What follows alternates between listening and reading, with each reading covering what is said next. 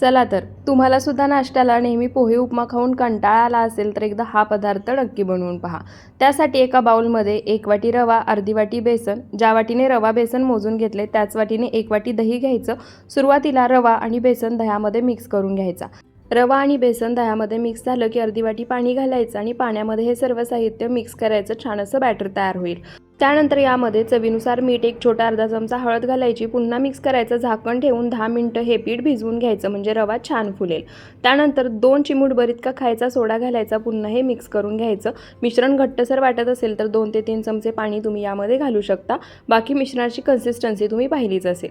त्यानंतर आप्पे पात्र गॅसवर गरम करायला ठेवले. त्याला तेलाने ग्रीस करून घ्यायचं. त्यामध्ये तयार बॅटर 1-1 चमचा सोडायचं. झाकण ठेवून मध्यम आचेवर 2 ते 3 मिनिटं हे आप्पे खालच्या बाजूनी भाजून घ्यायचे. पुन्हा पलटी करायचे. पुन्हा झाकण ठेवून दुसऱ्या बाजूने सुद्धा 2 ते 3 मिनिटं भाजून घ्यायचे.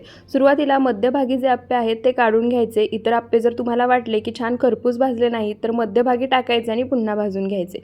सर्व आप्पे याच पद्धतीने बनवून घेतले आहेत. त्यानंतर गॅसवर कढई गरम करायला ठेवायची. 2 चमचे तेल घालायचं. तेल गरम झाले की अर्धा चमचा मोहरी, अर्धा चमचा जिरे, 1 चमचा तीळ घालायचे. परतून घ्यायचं.